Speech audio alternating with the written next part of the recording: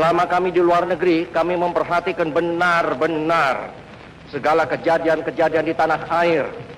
Dan kami memperhatikan pula segala perjuangan, segala sikap daripada rakyat Indonesia untuk mempertahankan keselamatan daripada tanah air dan bangsa itu.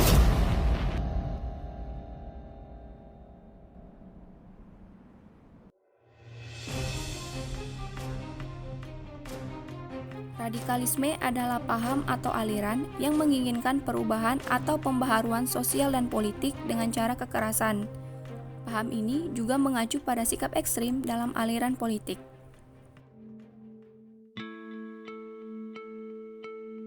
Radikalisme dianggap sebagai paham yang membahayakan keutuhan NKRI karena tidak hanya mengancam dari luar, tetapi menyusupi ke dalam diri melalui pencucian otak yang dilakukan oleh kelompok intoleran.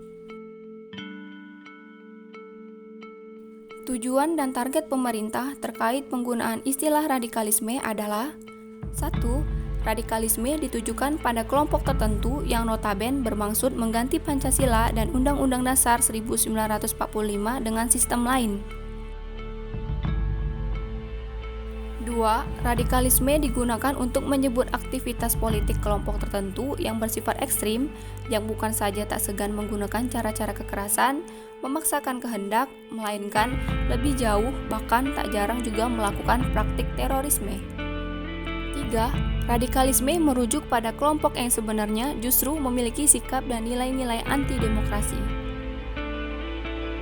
Penyebab berkembangnya radikalisme di Indonesia yaitu 1. Faktor pemikiran. Radikalisme dapat muncul dan berkembang karena yakin jika segala sesuatunya harus diubah ke arah yang kelompoknya inginkan, sekalipun harus menggunakan cara kekerasan untuk meraih tujuan tersebut. 2. Faktor ekonomi. Radikalisme bisa dipengaruhi oleh faktor permasalahan ekonomi, karena manusia akan berusaha sekeras mungkin untuk memenuhi kebutuhan hidupnya, termasuk menyebarkan suatu paham atau ideologi dengan cara kekerasan. 3. Faktor politik. Radikalisme bisa muncul dan berkembang ketika sekelompok orang merasa pemerintah negara tidak adil kepada rakyatnya, atau hanya memperhatikan segelintir kelompok saja. 4. Faktor sosial. Radikalisme dapat disebarkan dengan mempengaruhi pemikiran orang lain, terlebih lagi jika orang tersebut berpikiran sempit dan mudah percaya kepada pihak yang dianggap pembawa perubahan ke dalam hidupnya. Padahal, pihak tersebut menyebarkan suatu paham yang bertentangan dengan ideologi negaranya. 5. Faktor psikologis. Radikalisme dapat tumbuh dan berkembang dalam diri seseorang yang memiliki berbagai permasalahan, rasa benci, serta dendam, sehingga berpotensi menjadi radikalis dan mudah dipengaruhi orang lain. Keenam, faktor pendidikan. Radikalisme dapat muncul di berbagai tempat, termasuk sarana pendidikan. Ideologi radikalisme bisa mudah disisipkan dalam metode pengajaran.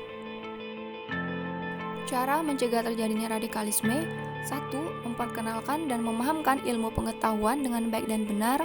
2. Meminimalisir kesenjangan sosial. 3. Menjaga persatuan dan kesatuan. 4. Mendukung aksi perdamaian. 5. Berperan aktif dalam melaporkan radikalisme dan terorisme. 6. Meningkatkan pemahaman akan hidup kebersamaan. 7. Menyaring informasi yang didapatkan. 8. Ikut aktif mensosialisasikan radikalisme dan terorisme.